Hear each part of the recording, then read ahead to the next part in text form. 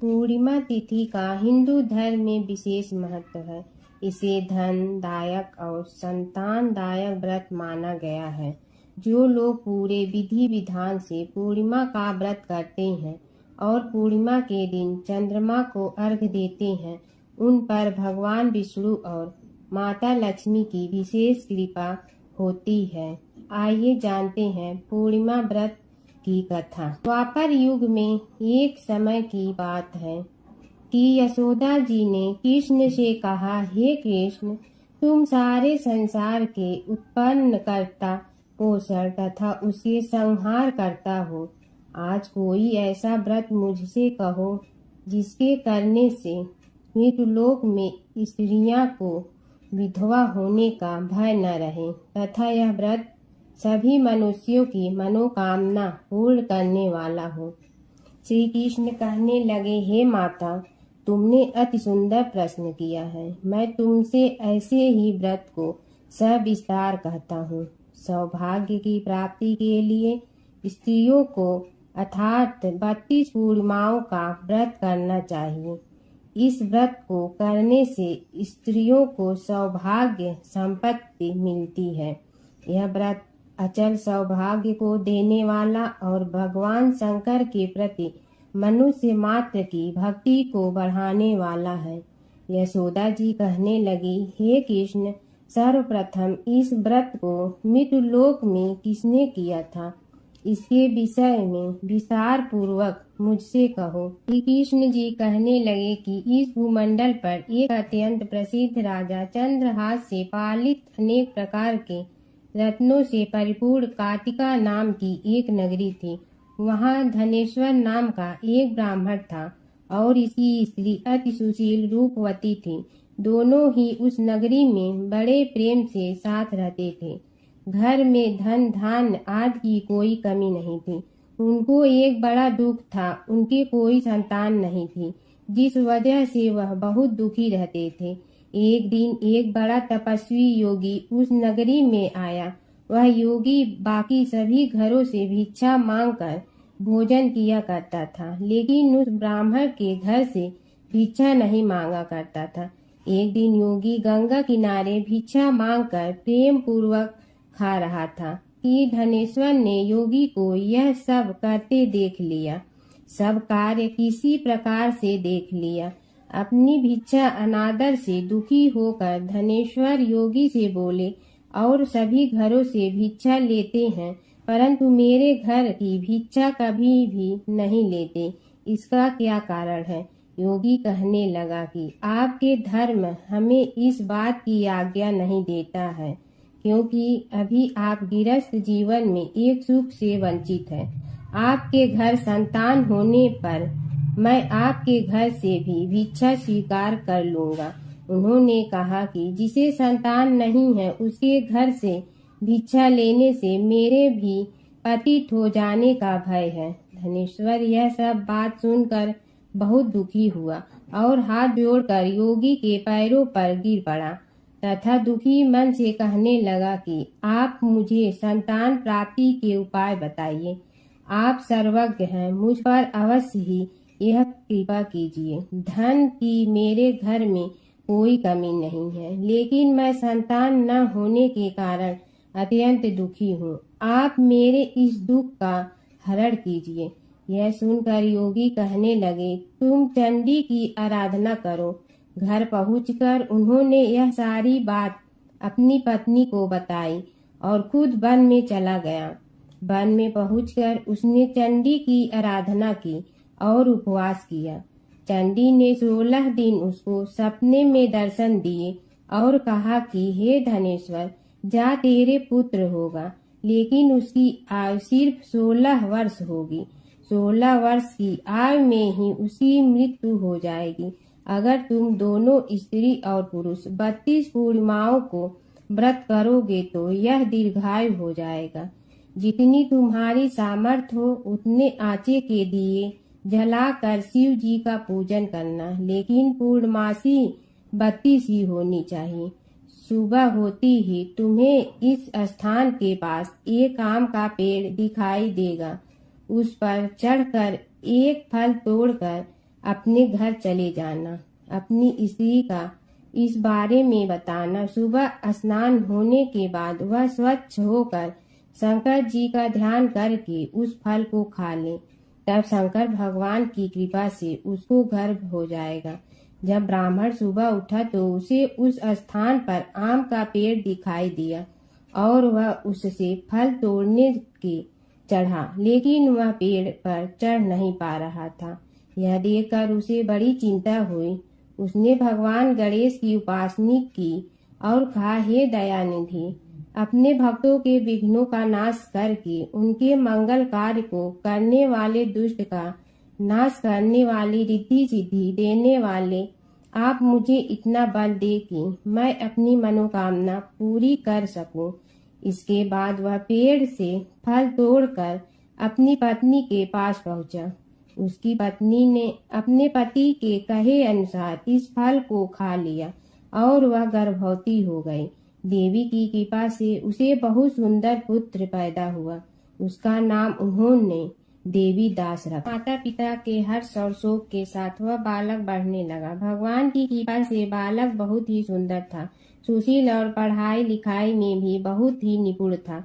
दुर्गा जी की कथा अनुसार उसकी माता से 32 पूर्णमासी का व्रत रखा। जैसे ही 16वां वर्ग लगा, दोनों पति पत्नी बहुत दुखी हुए, कहीं उनके पुत्र की मृत्यु न हो जाए। उन्होंने सोचा कि अगर उनके सामने यह सब हुआ तो वह कैसा देख पाएंगे। तभी उन्होंने देवीदास के मामा को बुलाया और 1 वर्ष के लिए देवीदास को काशी में पढ़ने के लिए भेज दिया। 1 वर्ष के बाद उसे वापस लेकर आ जाना। देवीदास अपनी माता के साथ एक घोड़े पर सवार होकर चल दिया। उसके मामा को भी यह बात पता नहीं था। दोनों पति पत्नी से 32 पूर्णमासी का व्रत पूरा किया। दूसरी तरफ मामा और भांजा दोनों रात गुजारने के लिए रास्ते में एक गांव में रुके। उस दिन उस गांव में ब्राह्मण की कन्या का विवाह होने वाला था। जिस धर्मशाला में वर और बारात के बाकी लोग रुके हुए थे, उसी धर्मशाला में देवीदास और उसका मामा ठहर गए। उधर कन्या को तेल आज चढ़ाने के बाद जब लग्न का समय आया तो वर की तबीयत खराब हो गई। वर के पिता ने अपने परिवार वालों से विचार विमर्श करके कहा कि यह देवीदास मेरे पुत्र जैसा ही है, मैं इसके साथ लगन करा दूं और बाद में बाकी सारे काम मेरे बेटे के साथ पूरे हो जाएंगे। ऐसे कहने के बाद वर के पिता देवीदास को मांगने के लिए उसके मामा के पास गए और उन्हीं सारी बात बताई। मामा ने कहा कि कन्यादान में जो कुछ भी मिलेगा वो हमें दे दिया जाए। वर के पिता ने बात स्वीकार कर ली। इसके बाद देवीदास का विवाह कन्या के साथ संपन्न हो गया। इसके बाद वह अपनी पत्नी के साथ भोजन न कर सका और मन में विचार करने लगा कि न जाने यह किसी पत्नी होगी। यह सोचकर उसकी आंखों में आंसू आ गए। तब वधू ने पूछा कि क्या बात है, आप उदास क्यों हैं? तब उसने सारी बातें पत्नी को बता दी। तब कन्या कहने लगी, यह ब्रह्मा विवाद के विपरीत है। आप ही मेरे पति हैं, मैं आपकी पत्नी रहूंगी, किसी अन्य की कभी नहीं।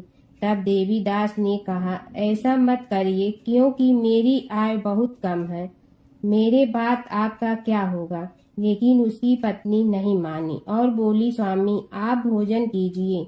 दोनों रात में सोने के लिए चले गए। सुबह देवीदास ने पत्नी को 4 नगों से जड़ी एक अंगूठी दी और एक रुमाल दिया और बोला कि हे प्रिय, इसे लो और संकेत समझकर स्थिर चित्त हो जाओ। मेरे मरण और जीवन जानने के लिए एक पुष्प वाटिका बना लो, उसमें सुगंधित वाली एक नव मल्लिका लगा लो, उसको प्रतिदिन जल से सींचा करे और आनंद के साथ खेलो कूदो। जिस समय और जिस दिन मेरा प्राणांत होगा उस दिन यह फूल सूख जाएंगे। जब यह फिर से हरे हो जाए तो जान लेना मैं जीवित हूँ। यह समझाकर वह वहां से चला गया।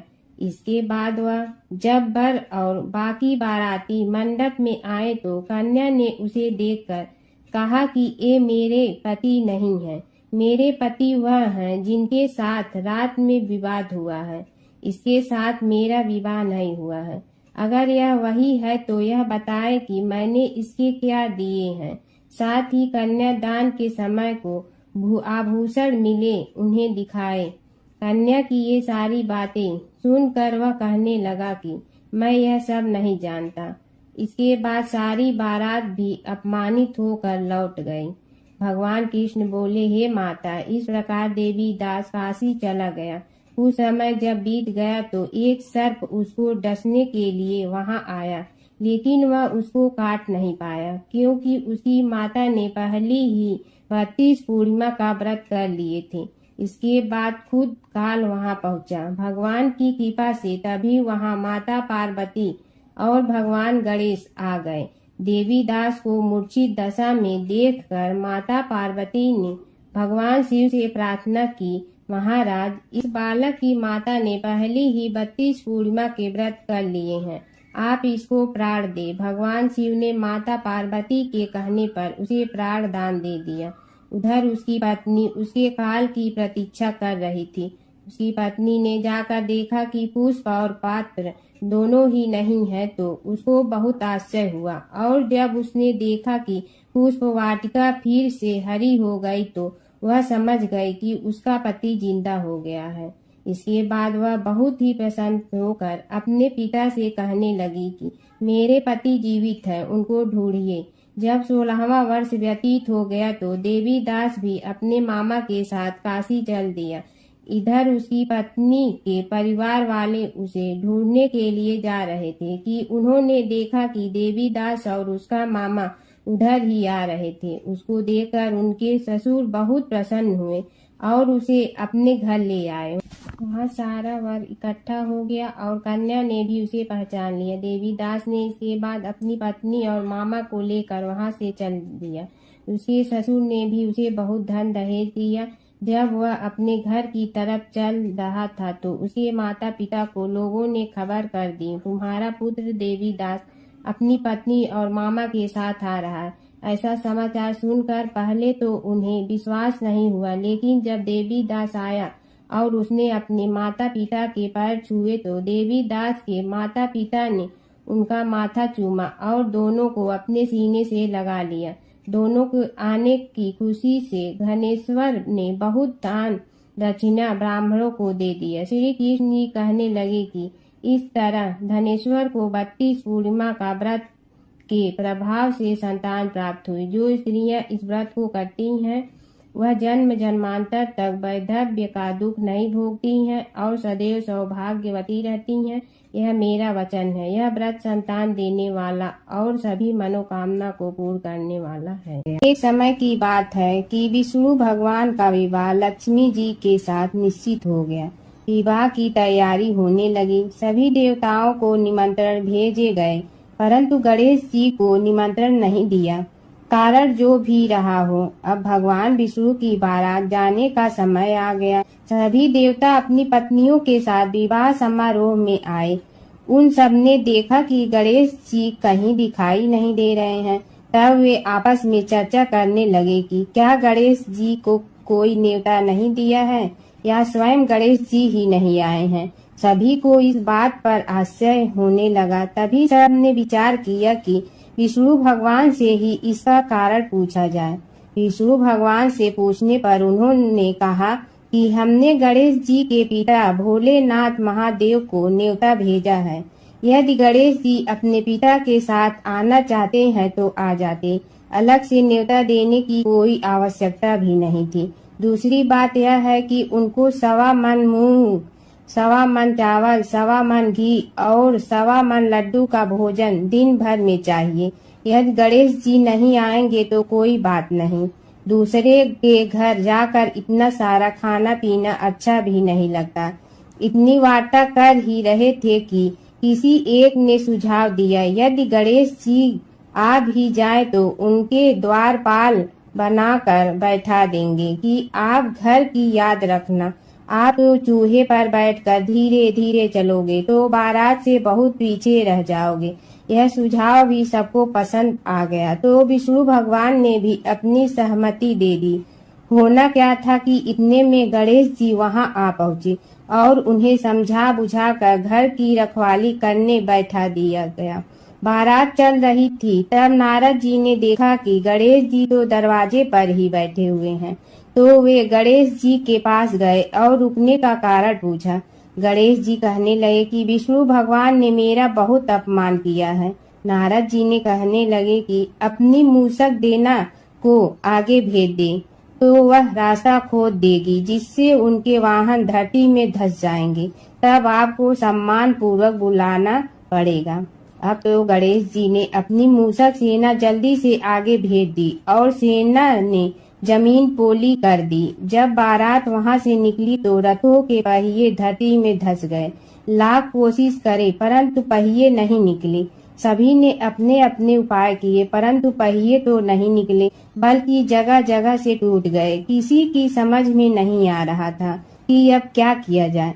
तब तो नारद जी ने कहा, आप लोगों ने गणेश जी का अपमान करके अच्छा नहीं किया।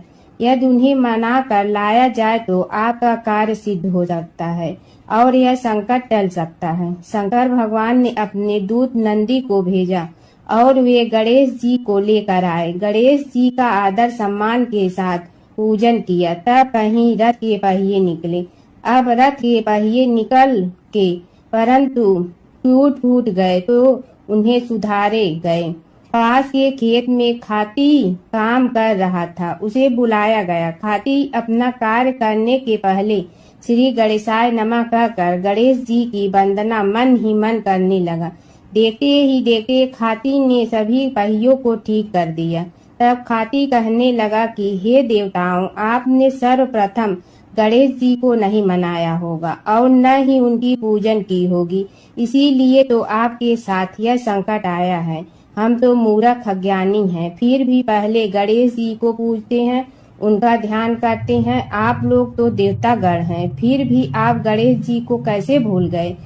अब आप लोग भगवान श्री गणेश जी की जय बोल कर जाएं तो आपके सब काम बन जाएंगे और संकट कट जाएंगे। ऐसा कहते हुए बारात वहां से चल दी और विष्णु भगवान को लक्ष्मी जी के साथ विवाह संपन्न करा के सभी सकुशल घर लौट आए। हे गणेश जी महाराज, आपने विष्णु को जैसे कारज सारियो ऐसे कारज सबको सिद्ध कर जो। बोलो गजानन भगवान की जय।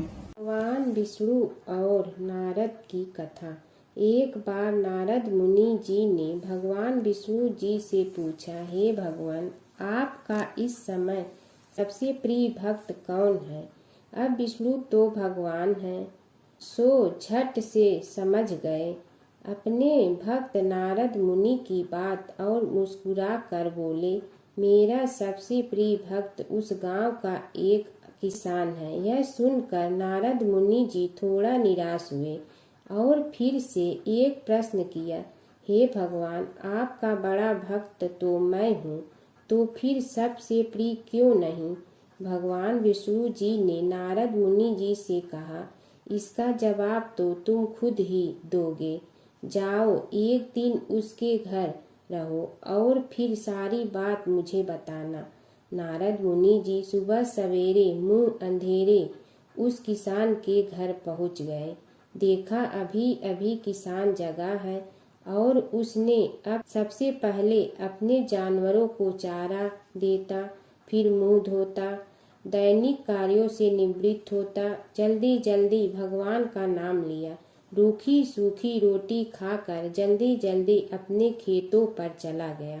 सारा दिन खेतों में काम किया और शाम को वापस घर आया। जानवरों को अपनी जगह बांधा, उन्हें चारा पानी डाला, हाथ धोया, मुंह धोया, फिर थोड़ी देर भगवान का नाम लिया, फिर परिवार के संग बैठकर खाना खाया और कुछ बातें की और फिर से सो गया।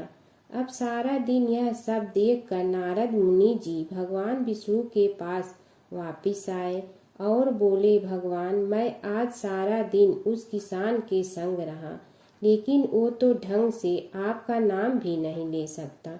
उसने थोड़ी देर सुबह, थोड़ी देर शाम को और भी जल्दी जल्दी आपका ध्यान किया और मैं तो 24 घंटे सिर्फ आपका ही नाम जपता हूँ। क्या आप आपका सबसे प्रिय भक्त वो गरीब किसान ही है। भगवान विष्णु जी ने नारद की बात सुनकर कहा, अब इसका जवाब भी तुम मुझे खुद ही देना। और भगवान विष्णु जी ने एक कलश अमृत से भरा नारद मुनि को थमाया और बोले, इस कलश को लेकर तुम तीनों लोकों की परिक्रमा करके आओ, लेकिन ध्यान रहे अगर एक बूंद भी अमृत नीचे गिरा तो तुम्हारी सारी भक्ति और गुण नष्ट हो जाएगी। नारद मुनि तीनों लोकों की परिक्रमा करके जब भगवान विष्णु के पास वापस आए तो खुश होकर बोले, भगवान मैंने एक बूंद भी अमृत नीचे नहीं गिरने दिया। विष्णु भगवान ने पूछा, और इस दौरान तुमने मेरा नाम कितना बार लिया, मेरा स्मरण कितनी बार किया? तो नारद बोले, अरे भगवान जी, मेरा तो सारा ध्यान इस अमृत पर था, फिर आपका ध्यान कैसे करता? भगवान विष्णु ने कहा, हे नारद, देखो उस किसान को, वो अपना कर्म करते हुए भी नियमित रूप से मेरा स्मरण करता है, क्योंकि जो अपना कर्म करते हुए भी मेरा जाप करे वो ही मेरा सबसे प्रिय भक्त है। तुम तो सारे दिन खाली बैठे ही जप करते हो, और जब तुम्हें कर्म दिया तो मेरे लिए तुम्हारे पास समय ही नहीं था। तो नारद मुनि सब समझ गए और भगवान के चरण पकड़ कर बोले, हे भगवान, आपने मेरा अहंकार तोड़ दिया, आप धन्य हैं। प्राचीन काल की बात है। एक नगर में धर्मपाल नाम का एक निर्धन किंतु अत्यंत धर्मनिष्ठ व्यक्ति रहता था।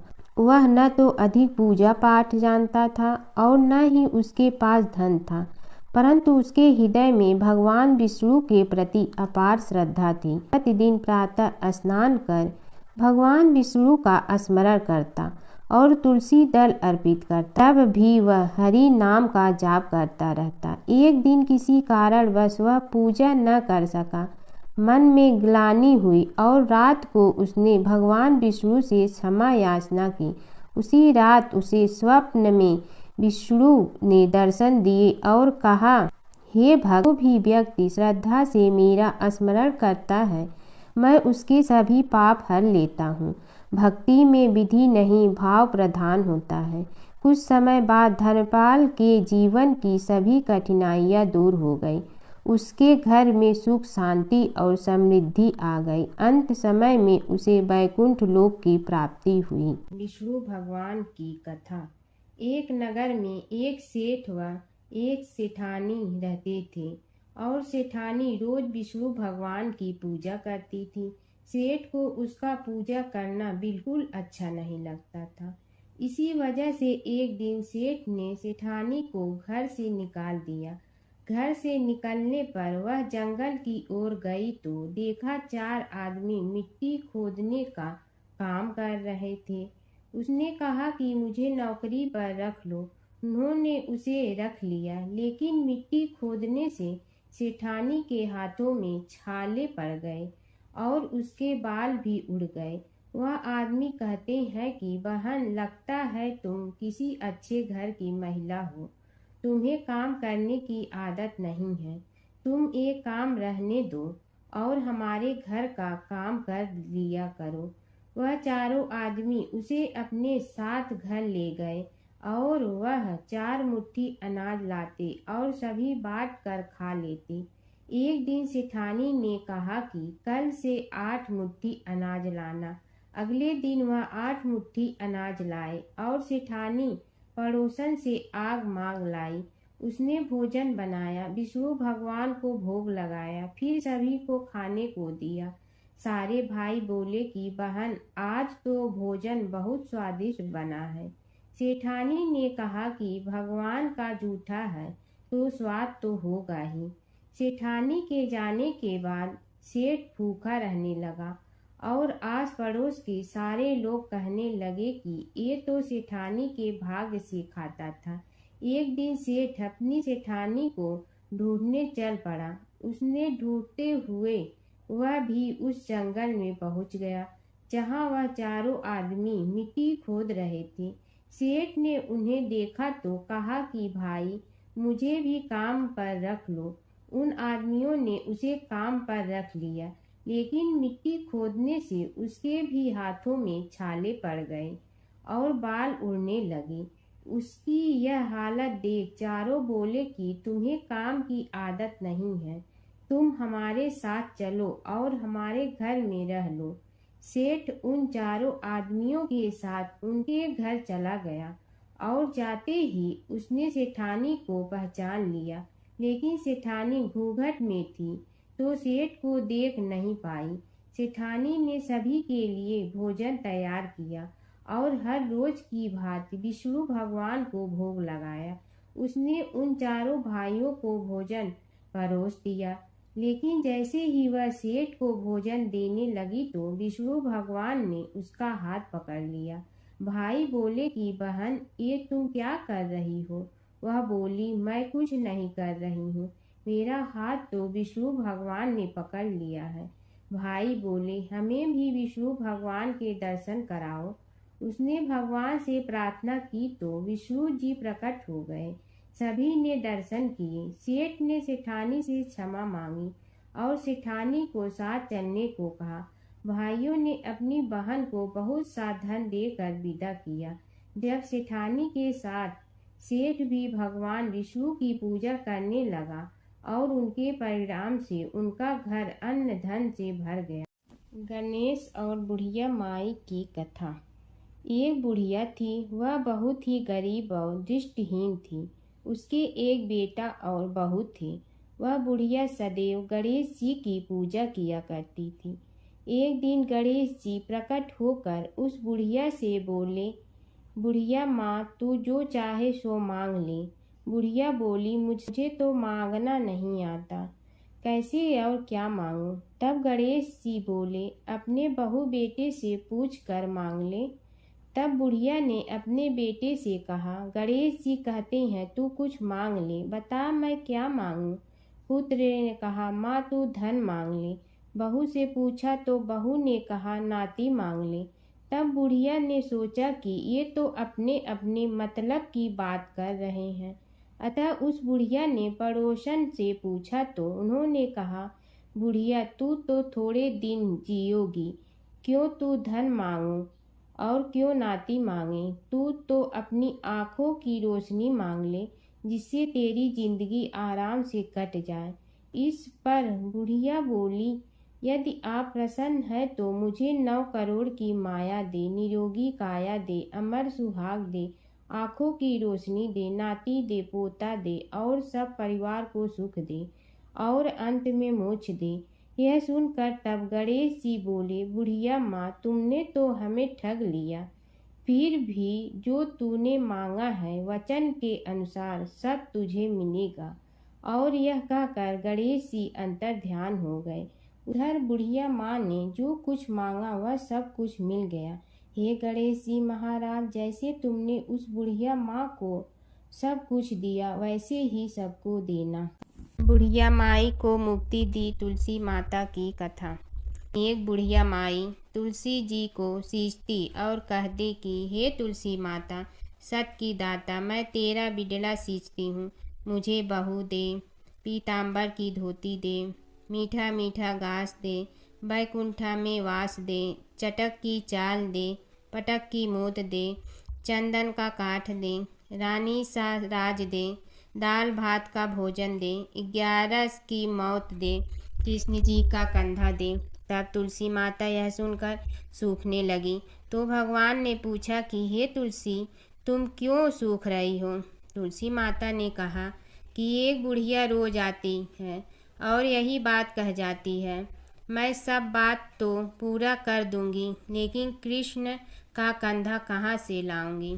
तो भगवान बोले, जब वो मरेगी तो मैं अपने आप कंधा दे आऊँगा, तू बुढ़िया माई से कह देना। जब बुढ़िया माई मर गई, सब लोग आ गए। जब माई को ले जाने लगे तो वह किसी से न उठी। तब भगवान एक 12 बरस के बालक का रूप धारण करके आए। बालक ने कहा, मैं कान में एक बात कहूँगा तो बुढ़िया माई उठ जाएगी। बालक ने कान में कहा, बुढ़िया माई मन की निकाल ले, पीताम्बर की धोती ले, मीठा मीठा घास ले, बैकुंठा का वास ले, चटक की चाल ले, पटक की मोत ले, कृष्ण जी का कंधा ले। यह सुनकर बुढ़िया माई हल्की हो गई। भगवान ने कंधा दिया और बुढ़िया माई को मुक्ति मिल गई। हे तुलसी माता, जैसे बुढ़िया माई को मुक्ति दी वैसे सबको देना। जमुना की कहानी।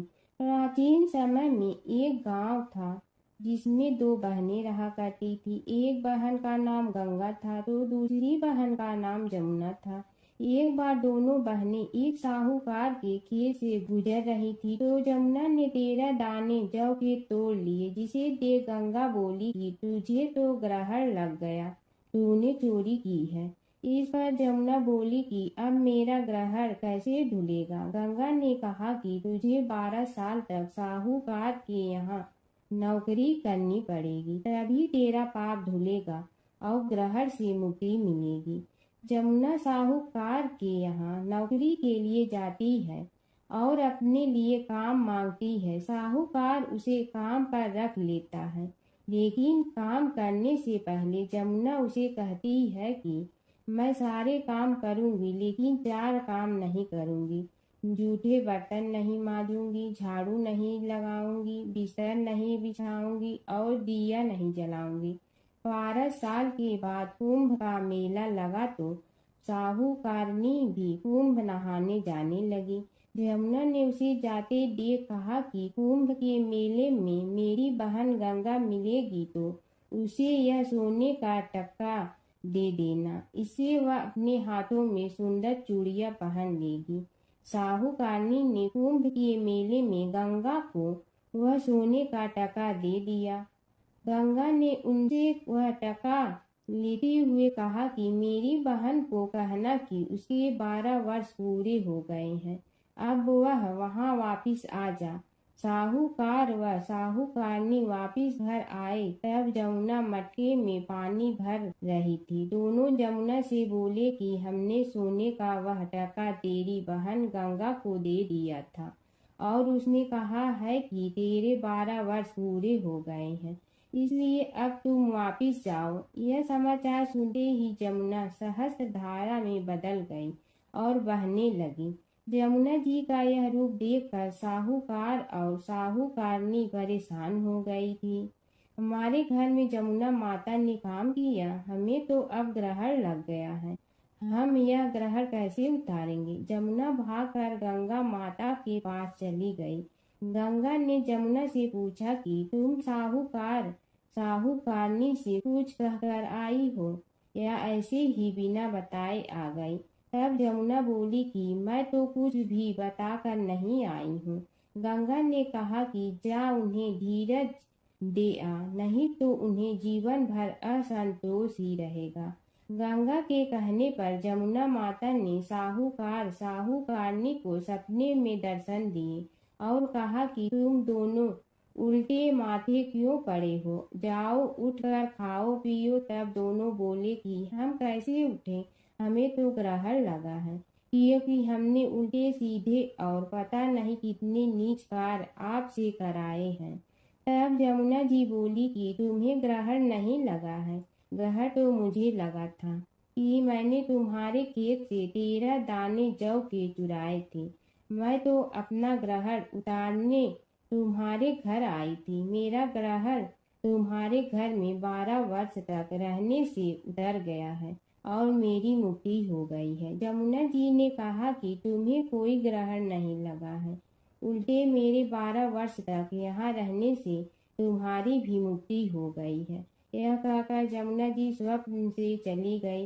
दोनों उठकर देखते हैं कि उनके घर में पहले से भी अधिक धन हो गया है। हे यमुना माता, जैसे आपने साहूकार व साहूकारनी की मुक्ति कराई, वैसे ही आप अपने सभी भक्तों की करना। बसेरे की कहानी। किसी गांव में एक भाट व एक जाट रहता था। दोनों में घनिष्ठ मित्रता थी। एक बार जाट अपनी बहन के घर जाने को तैयार हुआ तो भाट अपनी ससुराल जाने को तैयार हुआ। दोनों साथ चल पड़े तो रास्ते में रुककर एक कुएं की मुंडेर पर बैठ गए। जाट ने भाट से कहा कि नगर बसेरा कर लेते हैं, इस पर भाट बोला कि तू ही नगर बसेरा कर ले, मैं तो अपनी ससुराल जा रहा हूँ, वहाँ खूब खातिर होगी मेरी, तू कर ले नगर बसेरा। जाट वहीं कुएं के पास बैठ पानी की घंटी और चावल का दाना लेकर नगर बसेरा करने लगा। नगर बसेरा करने के साथ जाट कहने लगा कि नगर बसेरा जो करे सो मल धोवे पाँव, ताता माड़ा तापसी देगी मेरी माँ, माँ देगी मावशी तेगी द्वारका का वास, मीठा मीठा घास वृंदावन का वास, पांच कुल्ठी छठी रास मेरी जीवड़ो श्री कृष्ण के पास, डालू पानी हो जाए घी झट से निकल जाए मेरा जी। यह सब कर कर के वह जाट बहन के पास चल पड़ा। जाट की बहन ने भाई के आने पर उसकी खातिर की खी बूढ़ा के साथ भाई को जिमाया। दोनों ने बैठकर ढेर सारी बातें की।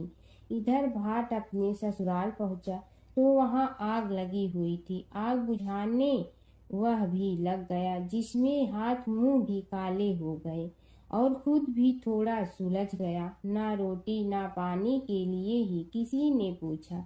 एक पड़ोसन आई तो उसने भाट की सास को कहा कि जमाई आया है, जरा उस आओ भगत कर लो। बुढ़िया बोली कि सब कुछ तो जल गया है, अब कहाँ से आओ भगत करूं। तब पड़ोसन ने ही भाट को एक रोटी के साथ छाछ दी। उसने वही खाकर गुजारा किया। शाम को दोनों फिर घर की ओर चल पड़े और रास्ते में मिल गए और एक दूसरे का हाल पूछा। भाट बोला कि मेरी ससुराल में तो आग लगी हुई थी, आग बुझाते मैं खुद काला हो गया हूँ, ना रोटी मिली ना पानी। जाट बोला कि मेरी तो बहुत खातिर हुई। फिर बोला कि मैंने कहा था ना कि नगर बसेरा कर ले, आ अब कर ले, लेकिन भाट ने फिर मना कर दिया। कहने लगा कि चाहे रोटी दे या न दे, तेरी तो माँ है, दही चूरमा का पेड़ा धरा पाएगा। भाट ने फिर नगर बसेरा नहीं किया, जाट ने कर लिया। नगर बसेरा जो करे सो मल धोवे पाँव, ताता माड़ा तापसी देगी मेरी माँ, माँ देगी मावशी देगी द्वारका का वास, मीठा मीठा घास वृंदावन का वास, पांच कुल्ठी छठी रास मेरा जीवड़ो श्री कृष्ण के पास, डालू पानी हो जाए घी झट से निकल जाए मेरा जी। करके वह चल पड़ा। घर पहुँचते ही जाट की मावशी ने बहुत लाड प्यार किया। उधर भाट घर गया तो उसकी भैंस खो गई थी। बाप एक लाठी रखे तो दूसरी उठाए और कहने लगा कि ससुराल गया तो आग लगा दी, अब यहाँ आया तो भैंस खो दी।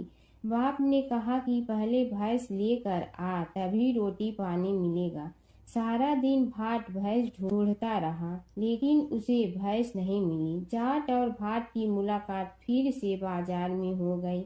जाट ने भाट के हाल चाल पूछे तो भाट बोला कि आते ही भैंस खो गई, बस उसी दिन से भैंस ढूंढ रहा हूँ। रोटियां का तो पूछो ही मत। जाट ने कहा कि मैंने तो पहले ही कहा था कि नगर बसेरा कर ले। जाट की बात सुनकर भाट बोला कि तेरे नगर बसेरे में इतनी ताकत है तो चल अब कर लेते हैं। दोनों ने बैठकर नगर बसेरा किया।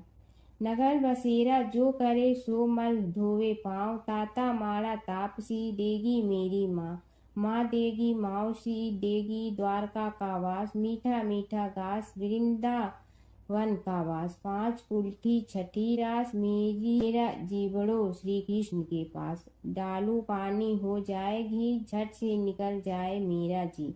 दोनों के नगर बसेरा करने पर भाट जैसे ही आगे बढ़ा तो उसकी खोई भैंस मिल गई, जिसे लेकर घर पहुंचा। घर पहुंचते ही माँ ने कहा कि लड़के को आते ही घर से निकाल दिया, सारे दिन से ये भूखा प्यासा भटक रहा है। यह कहकर उसकी माँ ने उसको खूब खिलाया पिलाया। इस घटना के बाद सारे नगर में ढिंढोरा पिटवा गया कि तब कोई अपने पीहर या सास से आते जाते नगर बसेरा करें। जैसे भाट को नगर बसेरा करने का फल मिला, वैसे ही हर किसी को मिलेगी है।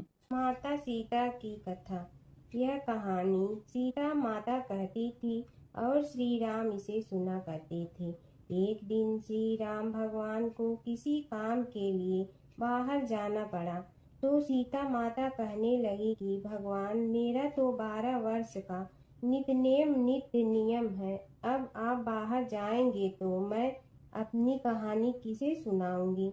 श्री राम ने कहा कि तुम कुएं की पाल पर जाकर बैठ जाना और वहां जो औरतें पानी भरने आएंगी उन्हें अपनी कहानी सुना देना। सीता माता कुएं की पाल पर जाकर बैठ जाती हैं। एक स्त्री आई, उसने रेशम की जड़ी की साड़ी पहन रखी थी और सोने का घड़ा ले रखा था। सीता माता उसे देख कहती हैं कि बहन, मेरा 12 वर्ष का नित्य नेम सुन लो। पर वह स्त्री बोली कि मैं तुम्हारा नित्य नेम सुनूंगी तो मुझे घर जाने में देरी हो जाएगी और मेरी सास मुझसे लड़ेंगी। उसने कहानी नहीं सुनी और चली गई। उसकी रेशम जड़ी की साड़ी फट गई, सोने का घड़ा मिट्टी के घड़े में बदल गया। सास ने देखा तो पूछा कि ये किसका दोष अपने सिर लेकर आ गई है। बहू ने कहा कि कुएं पर एक औरत बैठी थी, उसने कहानी सुनने के लिए कहा, लेकिन मैंने सुनी नहीं, जिसका यह फल मिला है। बहू की बात सुनकर अगले दिन वही साड़ी और घड़ा लेकर सास कुएं की पाल पर गई। सास को वहीं माता सीता बैठी मिली, तो माता सीता ने कहा कि बहन, मेरी कहानी सुन लीजिए। सास बोली कि एक बार छोड़, मैं तो 4 बार कहानी सुन लूंगी। राम आए, लक्ष्मण आए, देश के पुजारी आए, नित नेम का नेम लाए, आओ राम बैठो राम। तपी रसोई जियो राम, माखन मिश्री खाओ राम। दूध बतासा पियो राम, सूत के पलका मोठो राम। साल दुसाला पोठो राम, साल दुसाला ओढ़ो राम।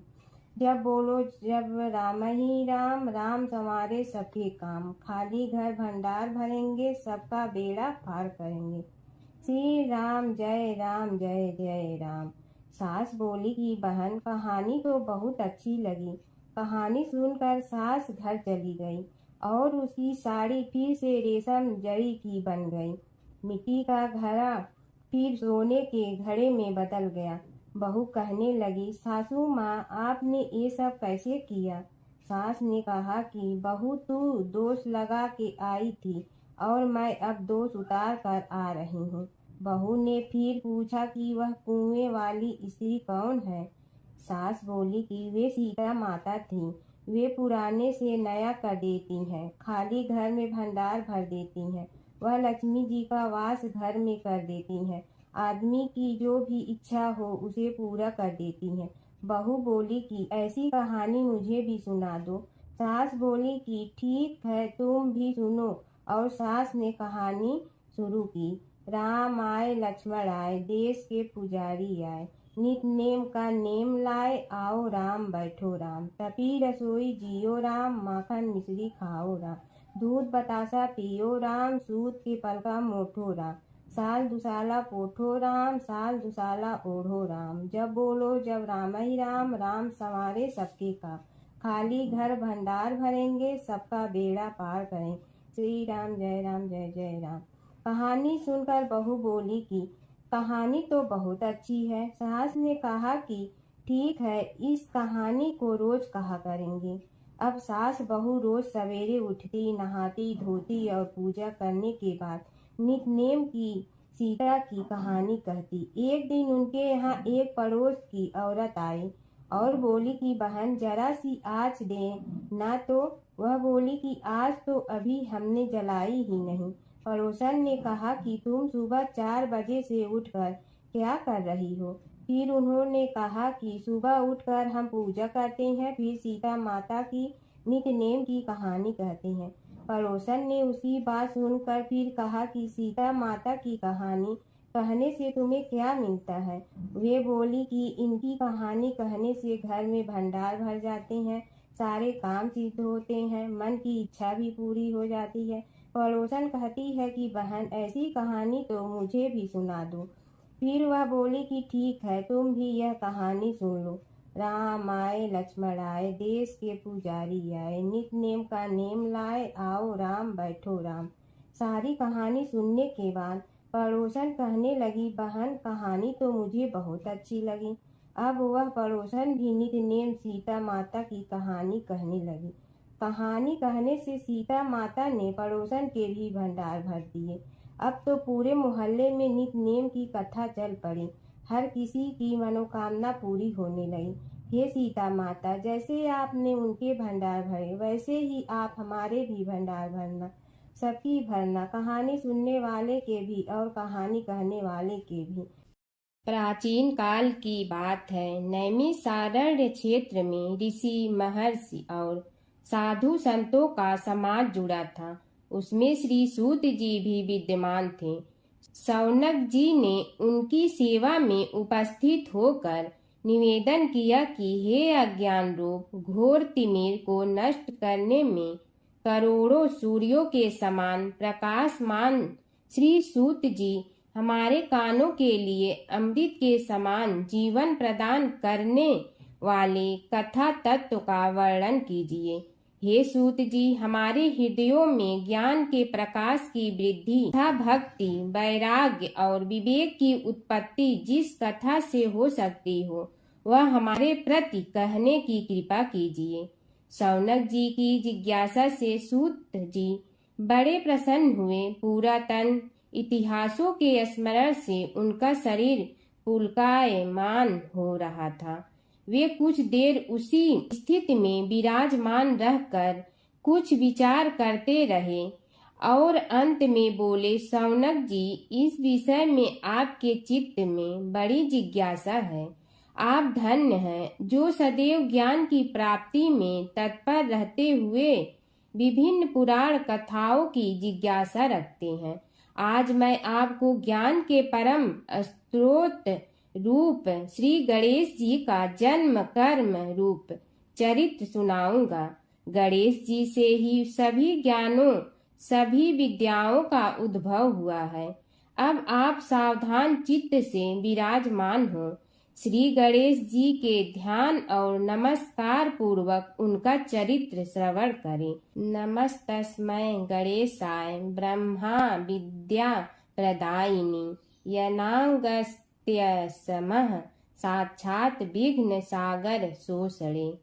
कैसे हैं वे श्री गणेश जो सभी प्रकार की ब्रह्म विद्याओं को प्रदान करने वाले, अर्थात ब्रह्मा के सगुण और निर्गुण स्वरूप पर प्रकाश डालने और जीव ब्रह्मा का अभेद प्रतिपादन करने वाली विद्याओं के दाता हैं। वे विघ्नों के समुद्रों को महर्षि अगस्त्य के समान शोषण करने में समर्थ हैं।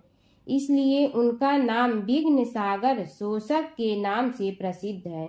मैं उन भगवान श्री गणेश जी को नमस्कार करता हूँ। प्रथम पूजा के अधिकारी श्री गणेश जी, यह कहकर सूत जी कुछ समय के लिए मौन हो गए और फिर बोले, शौनक जी, भगवान गणेश जी ही सर्वप्रथम पूजा प्राप्ति के अधिकारी हैं। किसी भी देवता की पूजा करो, पहले उनकी पूजा करो। शौनक जी ने निवेदन किया, हे भगवान, हे सूत, सर्वप्रथम यह बताने की कृपा कीजिए कि गणेश जी को प्रथम पूजा का अधिकार किस प्रकार प्राप्त हुआ। इस विषय में मेरी बुद्धि मोह को प्राप्त हो रही है कि सृष्टि रचयिता ब्रह्मा जी, पालन करता भगवान नारायण और संहार करता शिव जी में से किसी को प्रथम पूजा का अधिकारी क्यों नहीं माना गया। यह त्रिदेव ही तो सबसे बड़ा देवता माने जाते हैं। सूत जी ने कहा, शौनक जी, यह भी एक रहस्य ही है। देखो, अधिकार मांगने से नहीं मिलता, इसके लिए योग्यता होनी चाहिए। संसार में अनेकों देवी देवताएं पूजे जाते हैं। पहले जो जिसका इष्ट देव होता है वह उसी की पूजा किया करता है। इससे बड़े देवताओं के महत्व में कमी आने की आशंका उत्पन्न हो गई। इस कारण देवताओं में परस्पर विवाद होने लगा। वे उसका निर्णय प्राप्त करने के लिए शिव जी के पास पहुंचे और प्रणाम करके पूछने लगे, प्रभु, हम सब में प्रथम पूजा का अधिकारी कौन है? शिव जी सोचने लगे कि किसे प्रथम पूजा का अधिकारी माने। तभी उन्हें एक युक्ति सूझी। बोले, देवगण, इसका निपटारा बातों से नहीं तथ्यों से होगा। इसके लिए एक प्रतियोगिता रखनी होगी। शिव की परिक्रमा करने की प्रतियोगिता। देवगण उनका मुख देखने लगे, शंकित हृदय से सोचने लगे कि कैसी प्रतियोगिता रहेगी। यह शिव जी ने उनके मन के भाव ताड़ लिए, इसलिए सांत्वना भरे शब्दों में बोले, घबराओ मत, कोई कठिन परीक्षा नहीं ली जाएगी। बस इतना ही कि सभी अपने अपने वाहनों पर चढ़कर संसार की परिक्रमा करो और फिर यहाँ लौट आओ।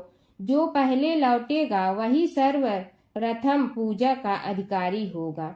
अब क्या देर थी। सभी अपने अपने वाहन पर चढ़कर दौड़ पड़े।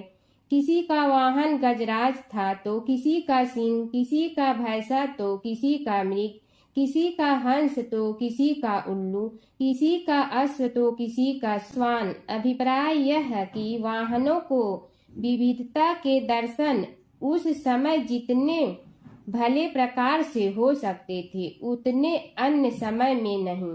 सबसे गया बीता वाहन गणेश जी का था मूषक, उससे चूहा भी कहते हैं। ऐसे वाहन के बल भरोसे इस प्रतियोगिता में सफल होना तो क्या, सम्मिलित होना भी हास्यास्पद है।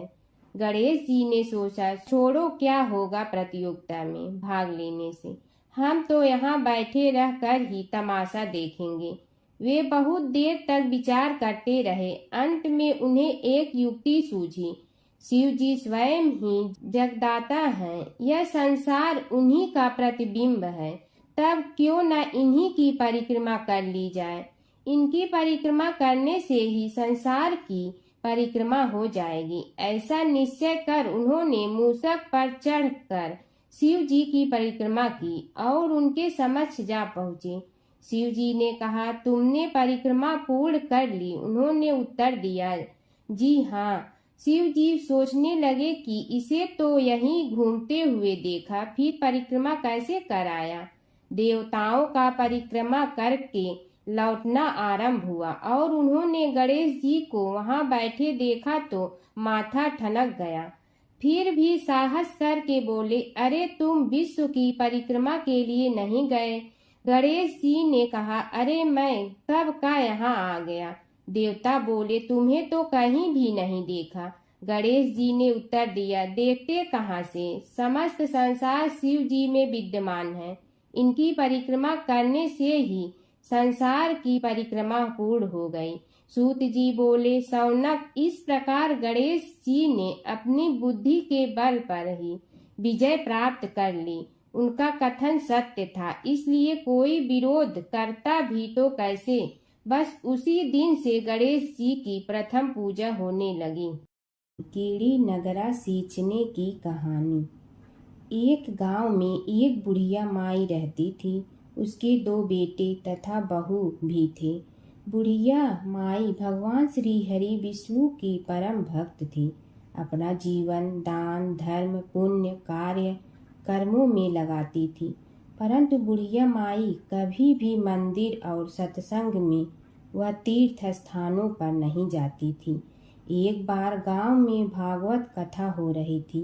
बेटे ने कहा, माँ, आप सारा दिन घर में रहती हैं, आप मंदिर में भागवत कथा सुनने क्यों नहीं जाती? बुढ़िया माई ने बेटे का मन रखने के लिए कह दिया कि आज जाऊंगी, परंतु नहीं गई। ऐसा करते करते 6 दिन निकल गए। बुढ़िया माई के बेटे ने कहा, माँ, आज अंतिम दिन है, आज तो कथा सुनने आपको जाना ही पड़ेगा। सारा दिन घर का काम करके बुढ़िया माई ने जाते जाते इतनी देर कर दी कि अंतिम दिन की भागवत कथा भी समाप्त हो गई। भगवान श्री हरि विष्णु सन्यासी का रूप धारण करके बुढ़िया माई के पास आए और बोले, बुढ़िया माई तुम कहाँ जा रही हो? बुढ़िया माई ने कहा, मैं भागवत कथा सुनने जा रही हूँ। तब सन्यासी रूपधारी भगवान श्री हरि विष्णु ने कहा, अब इतनी देर से क्यों जा रही हो? वहाँ तो अब कथा समाप्त हो गई है, अब वहाँ जाकर क्या करोगी? बुढ़िया माई ने कहा, अब घर से निकली हूँ तो जाकर ही रहूंगी। सब सन्यासी रूपधारी भगवान श्री हरि विष्णु ने कहा कि अब कथा समाप्त हो गई, भक्त लोग भी अपने अपने घर चले गए, अब तुम वहाँ से क्या लाओगी? तो बुढ़िया माई बोली, कुछ नहीं तो मैं वहाँ से एक ईंट ही उठा लाऊंगी। तो सन्यासी रूपधारी भगवान श्री हरि विष्णु बोले, तुम वहाँ से मिट्टी की ईंट लाओगी, उसके बदले में मैं तुम्हें एक सोने की ईंट देता हूँ। बुढ़िया माई ने ईंट ले ली और घर की तरफ चल पड़ी और विचार करने लगी कि यदि यह ईंट मैं घर लेकर जाऊंगी तो बेटे बहू झगड़ने लगेंगे, इसीलिए घर के आंगन में बाहर ही बुढ़िया माई ने वह ईंट जमीन में गाड़ दी। परंतु अब बुढ़िया माई का ध्यान उस ईंट पर ही रहने लगा। खाने पीने घर के काम करने में सदैव बुढ़िया माई अपना ध्यान सोने की ईंट पर ही लगाई रखती। बेटे बहू ने पूछा, माँ पूरे दिन घर के आंगन में क्या करती रहती हो? तो बुढ़िया माई ने कहा, मैं आने जाने वाले को देखती रहती हूँ। एक दिन बुढ़िया माई मर गई। यमराज के दूत बुढ़िया माई को लेने आए। बुढ़िया माई को लेकर धर्मराज जी के पास पहुँचे और धर्मराज जी को सारी बात बतलाई। धर्मराज जी ने बुढ़िया माई को कुतिया की योनि दे दी और कुतिया उसी पेड़ के नीचे बैठी रहती। बुढ़िया माई की बहू ने कहा, इस कुतिया को यहाँ से भगाओ, नहीं तो यह बच्चों को काट जाएगी।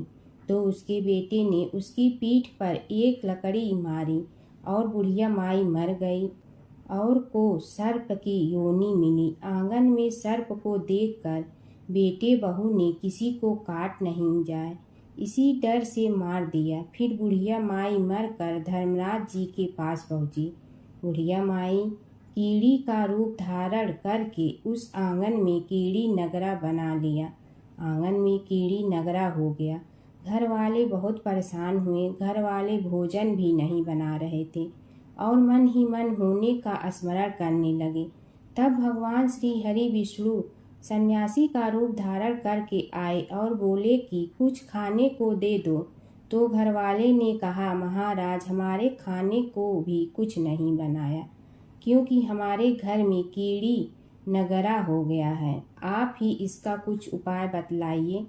तब महाराज जी ने आंगन में खोदा और सोने की 28 निकाली और दोनों बेटों को दे दी और कहा, तुम्हारी माँ के नाम से दान पुण्य करना, धर्मशाला बनवाना, स्कूल बनवाना, प्याऊ लगवाना, गौशाला में गाय के चारे खाने की व्यवस्था करना। परंतु दोनों बेटे आपस में झगड़ने लगे कि तू दान कर, तू दान कर। किसी ने बुढ़िया माई के नाम से कोई दान नहीं किया और कीड़ी नगरा वहाँ उसी स्वरूप में स्थापित रहा। कुछ दिन बाद सन्यासी वापस आया और बुढ़िया माई के बेटों ने भगवान स्वरूपधारी सन्यासी महाराज से कहा कि हमारी घर की हालत वैसी की वैसी है, कीड़ी नगरा तो वैसे का वैसा ही है। तब साधु रूपधारी सन्यासी महाराज ने कहा, वह सोने के ईंट के टुकड़े लाओ और उन्हें बेचकर उनसे जो भी धन मिले उसे तुम्हारी माँ के नाम से दान पुण्य करो। इस कीड़ी नगरा पर शक्कर और आटा डालो। तुम ऐसा करोगे तो तुम्हारी माँ को मोक्ष प्राप्ति होगी। और उनके घर से कीड़ी नगरा चला गया। जो व्यक्ति प्रतिदिन सुबह प्रातः आटा और शक्कर कीड़ी नगरे पर डालता है, वह सदैव धनवान, पुत्रवान, संपन्न, सुख शांति से जीवन यापन करता है। उसके घर में कभी कोई कष्ट नहीं आता है। उसका जीवन सदा सर्वदा आनंद से व्यतीत होता है। उसके परिवारजन उसे अत्यधिक स्नेह प्रदान करते हैं। कीड़ी नगरा प्रतिदिन बचने से जुड़ी नगरी की कहानी सुनने से, दान पुण्य व धर्म कार्यों में रुचि लगाने से जीवन उत्तम हो जाता है। एक बार एक नगर में एक मालिन रहती थी। उसके पति चल बसे थे। उसका एक 4 साल का पुत्र था। उसकी सास कठोर हृदय की स्त्री थी। वह बहू को बहुत तकलीफ देती थी। एक दिन सास ने बहू और पोते को घर से निकाल दिया। वे दोनों रोते हुए चलते चलते एक जंगल में जा पहुंचे। वहां एक बड़े पेड़ के नीचे बैठ गए। वहां से थोड़ी दूर पर एक गणेश जी का मंदिर था। वहां बहुत लोग गणेश जी के दर्शन करने आते थे। दर्शन करके गणेश जी को प्रसाद चढ़ाते थे। फिर वह प्रसाद सबको बांट देते थे। इस प्रसाद से माँ बेटे का गुजारा होने लगा। दोनों गणेश जी की पूजा पाठ में लग गए। एक दिन उन्होंने सोचा क्यों न हम भी जंगल से फूल ला कर बेचें। वे रोज जंगल से फूल लाकर उसकी माला बनाकर बेचने लगे। साथ में पूजा की सामग्री और प्रसाद भी बेचने लगे। इससे उनको आमदनी होने लगी। गणेश जी की कृपा से आमदनी बढ़ने लगी। जल्दी ही उन्होंने एक मकान और एक दुकान बना लिया। एक राजा की लड़की मंदिर में रोज पूजा करने आती थी। मालिन के बेटे को देखकर राजकुमारी उस पर मोहित हो गई और उससे विवाह करने की सोचने लगी। उसने अपनी भाभी से अपने मन की बात कही। भाभी अनुभवी थी। उसने कहा, ये तो मालिन का बेटा है और तुम एक राजा की बेटी हो। यदि तुमने उससे विवाह किया तो तुम्हारी बहुत बेइज्जती होगी। पर राजकुमारी अपनी बात पर अड़ी रही। उसने कहा, मैंने तो प्रतिज्ञा कर ली है कि उसी से विवाह करूंगी। भाभी ने घर जाकर सारी बात राजा को बता दी। राजा ने मना नहीं किया और विवाह के लिए तैयार हो गए। उन्होंने बड़े धूमधाम से बेटी का विवाह मालिन के बेटे के साथ कर दिया। मालिन ने सबसे पहले बेटे बहू को गणेश जी के मंदिर में ले जाकर पूजा पाठ करवाया और गणेश जी का आशीर्वाद दिलवाया। इसके बाद पूरे नगर में यह बात फैल गई कि गणेश जी की पूजा करने से सब दुख कष्ट दूर हो जाते हैं। इस बात पर सुनते ही नगर के सभी लोग मंदिर आने लगे। मालिन और उसके बेटे की बिक्री और बढ़ गई। उधर उसकी सास के बुरे दिन आ गए। अन्नदाता उससे रूठ गए और वह भूखों मरने लगी। एक दिन वह रोती धोती उसी गणेश जी के मंदिर में आ पहुंची। वहां वह मालिन के बेटे से बोली, मैं भूखी हूँ, मुझे रोटी कपड़ा दे दो, इसके बदले में तुम्हारा सारा काम कर दूंगी। लड़के को दया आ गई और उसे काम पर रख लिया। उसने अपनी दादी को नहीं पहचाना। जब मालिन घर आई तो उसने सास को पहचान लिया। वह सास से बोली, सासू जी आप यहाँ कैसे? सास ने पोते की तरफ इशारा करके कहा, मेरी इस सेठ के यहाँ नौकरी लग गई है। बहू बोली, यह आपका पोता है और यह घर भी आपका ही है, यह दुकान भी आपकी ही है। जब आपने हमें घर से निकाला तब गणेश जी ने हमारी रक्षा की। बहू की बात सुनकर सास बोली, मेरी करनी मैं भोगूंगी। बहू बोली, सासू जी अब आप हमारे यहाँ रहो और पोते का सुख देखो। हे गणेश जी महाराज, जैसा सुख आपने मालिन को दिया वैसा ही सुख सबको देना। भगवान शिव और कृष्ण जी की कथा हिंदू धर्म में महत्वपूर्ण स्थान रखती है। ये कथाएं अक्सर एक दूसरे से जुड़ी हैं, जिनमें शिव को कृष्ण का भक्त और कृष्ण को शिव का आराध्य बताया गया है। पुराणों में शिव और कृष्ण के कई लीलाओं का वर्णन है। कृष्ण के दर्शन के लिए शिव का साधु वेश में गोकुल जाना। एक पौराणिक कथा के अनुसार भगवान शिव एक साधु का वेश धारण करके गोकुल में कृष्ण के दर्शन के लिए गए थे। मैया यशोदा ने उन्हें भिक्षा देने के लिए आई, लेकिन शिव ने कृष्ण के दर्शन के अलावा कुछ भी स्वीकार करने से इनकार कर दिया। यशोदा ने पहले तो मना कर दिया, लेकिन बाद में पूर्णमासी काकी के समझाने पर उन्होंने कृष्ण को साधु के सामने प्रकट किया। शिव ने कृष्ण के दर्शन किए और उनके चरणों की छाप छोड़कर चले गए। यशोदा और नंद राय समझ गए कि यह कोई साधारण साधु नहीं था, बल्कि कोई दिव्य पुरुष था। नारद मुनि का घमंड। एक बार नारद मुनि को अपने ज्ञान और भक्ति पर घमंड हो गया। कृष्ण ने नारद मुनि की परीक्षा लेने के लिए उन्हें एक गांव में भेजा, जहां एक महिला अपने पति के बीमार होने पर बहुत दुखी थी। नारद मुनि ने महिला को समझाया कि वह भगवान से प्रार्थना करे, लेकिन महिला ने कहा कि वह अपने पति को कष्ट में नहीं देख सकती। तब नारद मुनि ने राधा से मिलने का फैसला किया। राधा ने नारद मुनि को चरणामृत दिया और कहा कि वह इसे अपने पति को दे। नारद मुनि ने जब राधा से चरणामृत लिया तो उन्हें एहसास हुआ कि राधा का प्रेम कृष्ण के प्रति सबसे महान है। इस घटना के बाद नारद मुनि का घमंड चूर चूर हो गया। नारद मुनि और कृष्ण की लीला। नारद मुनि अक्सर कृष्ण की लीलाओं में शामिल होते थे। एक बार नारद मुनि इंद्र के दरबार से द्वारका जा रहे थे।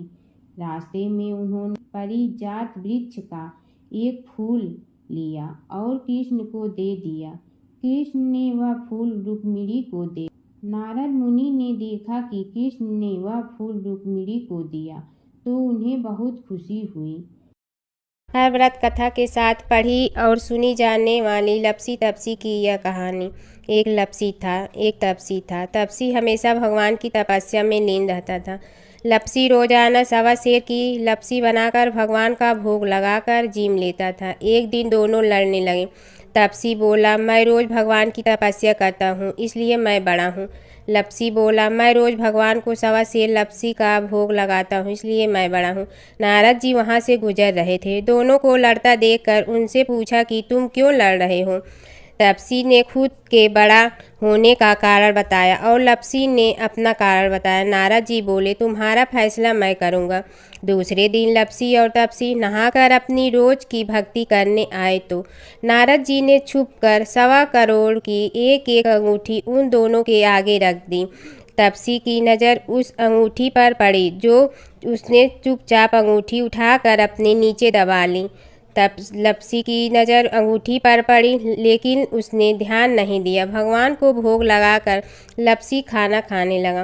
नारद जी सामने आए तो दोनों ने पूछा कि कौन बड़ा, तो नारद जी ने तपसी से खड़ा होने को कहा। वो खड़ा हुआ तो उसने नीचे दबी अंगूठी दिखाई पड़ी। नारद जी ने लपसी से कहा, तपस्या करने के बाद भी तुम्हारी चोरी करने की आदत नहीं गई, इसलिए लपसी बड़ा है और तुम्हें तुम्हारी तपस्या का कोई फल भी नहीं मिलेगा।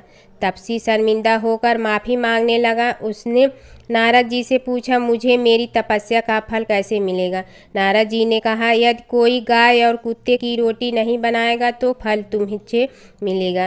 यदि कोई ब्राह्मण को भोजन करवा कर दक्षिणा नहीं देगा तो फल तुम्हें मिलेगा। यदि कोई साड़ी के साथ ब्लाउज नहीं देगा तो फल तुझे मिलेगा। यदि कोई दिए से दिया जलाएगा तो फल तुम्हें मिलेगा। यदि कोई सारी कहानी सुने लेकिन तुम्हारी कहानी नहीं सुने तो फल तुझे मिलेगा। उसी दिन से हर व्रत कथा कहानी के साथ लपसी तपसी की कहानी भी सुनी और कही जाती है।